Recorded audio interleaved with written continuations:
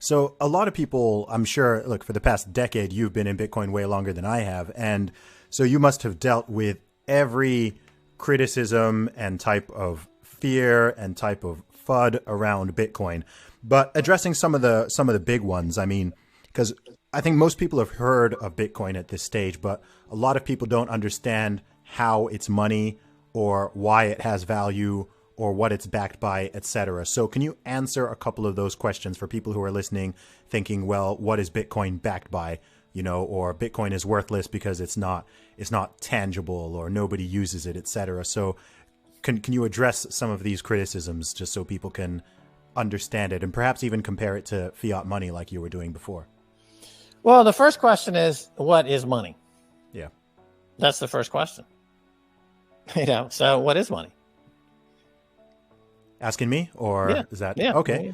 So money is a unit of exchange and store of value, I would say. So money doesn't have to be, money isn't just numbers on a screen or dollars or pounds, etc. Lots of different things can act as money. In the past, people have used gold, people have used beads, people have used seashells, salt, etc. All right, let me stop you right there. You Okay, said anything can be used as money. People can use anything as money. You just said that, right? Well, certainly as yeah, for the most general, as long as a certain group of people within that economy is willing to accept that that's money. People have to put trust in it. And you said that in the past you've used beads, you've used stones, we used gold. They've all been used as money. That's right. And as long as a lot of people use it as money, it becomes money. You just said that, right? Yep, it's based on trust within a community. Okay, so now we've got a global community of 100 million now using Bitcoin. The first point is that they use it as money. Yeah. So they believe it's money. It's money because people use it as money. And that's the first point. In other words, money is whatever people think it is. Whatever the community decides it is, that's money. We know why gold has became money over time, because it has some great properties in that it has no entropy, right? I mean, it'll an ounce of gold today will remain an ounce of gold for 100 years or 200 years. It's stable in this sense. It's portable, it's divisible, it's fungible, it's desirable, and it became money, and it pushed out all the other versions of it, like beads or whatever. It's scarce. Gold is scarce, relatively scarce. And so for 5,000 years, people used ultimately gold. Even the central banks that are using fiat money, they do settle between them in gold. So we understand why gold is money. It's scarce, it's portable, it's divisible, it's desirable. And if we apply that to Bitcoin, it's absolutely scarce, unlike gold, which is only relatively scarce. Gold is inflating by 2 or 3% a year, so it's not actually as scarce as Bitcoin. It's more divisible. It's more portable. It's unconfiscatable, which gold doesn't have that property. Gold can get confiscated, and it's been confiscated in the past. In 1933, America's gold was confiscated by FDR and put in Fort Knox. Right? So gold is confiscatable. Bitcoin is unconfiscatable. It's immutable. It's indestructible. And that unconfiscatable quality, as I've talked to Black audiences for 10 years now, is key, because what's the problem with Black America is that, or the Black community around the world, is that they have their wealth confiscated over and over and over again. And the reason the Black community has embraced Bitcoin so powerfully in America right now is because they recognize this is the first form of unconfiscatable money that's been available to them for anybody ever. And so it's gaining huge traction in the Black community, as Isaiah Jackson wrote in his book, Bitcoin and Black America. He quotes me in the book several times because I've been reaching out to the Black community for 10 years and telling them, look, Whitey is going to be taking your shit all day long. It's absolutely true. Whitey is going to be taking your shit. It happens over and over again. And I'm saying the Black community, if you want to keep Whitey out of your shit, you put it on Bitcoin. It's unconfiscatable. I can use the W word because I'm white, right? I can use the W word. The W word is okay for me to use because I'm white. Yeah. And I'm telling you, it's necessary.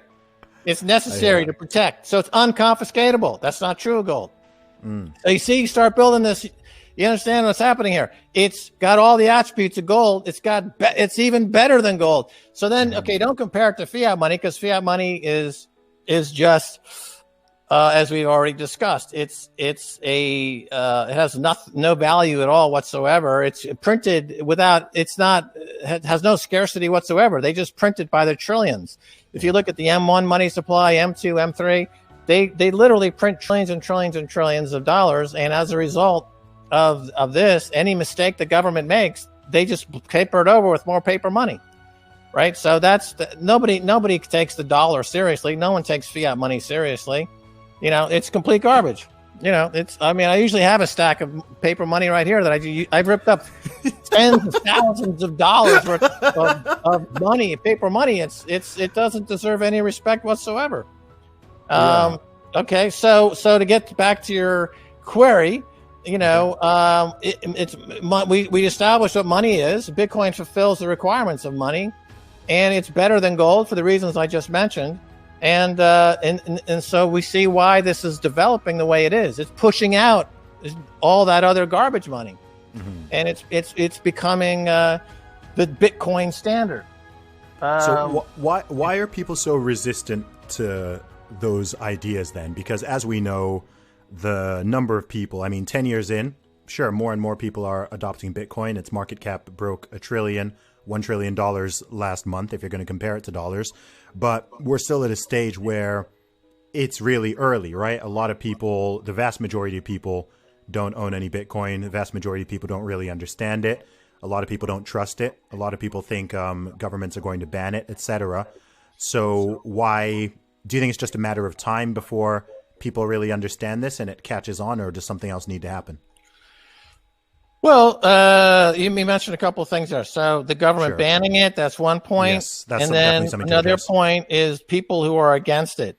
So the people who are against it are people who are completely vested in the system as it is now, in the status quo. So people like Nouriel Roubini or Peter Schiff or Paul Krugman of the New York Times, or the people at Davos, the people at the IMF, the people at the World Bank, who are wed to paper money, who are wed to the idea that the world should be centralized, that there should be a Politburo of authoritarian and authorities who making policy for everybody.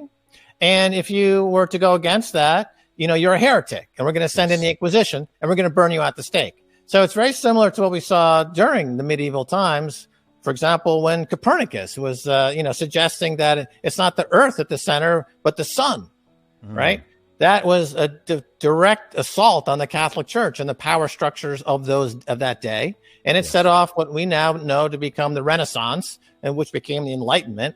And Bitcoin is similar in that it's totally told the center of the elite world that their money printing fiat money central banks are not the be all and the end all. We've got something here that pushes you out. It's the first change in base layer money in 5,000 years. So they are like the priests of the church were not happy about it when they were shown up to be charlatans. The people, the elites now in the U.S. and around the world are not happy that they're being shown up to be frauds, to be charlatans, that their philosophy is dead, their modus operandi is corrupt. So they're not happy about it. So we would want, if Bitcoin is going to be successful, it would have to attract the ire of the legacy system and the authoritarians who would be challenged by it, of course. So, but one by one they fall, and they come over to the side of Bitcoin. We've got 3 sitting Congress people in Washington now who are actively pro-Bitcoin. We've got Cynthia Lummis in Wyoming, who's a senator, who's a Bitcoiner. We've got 2 others in Washington who are now totally pro-Bitcoin.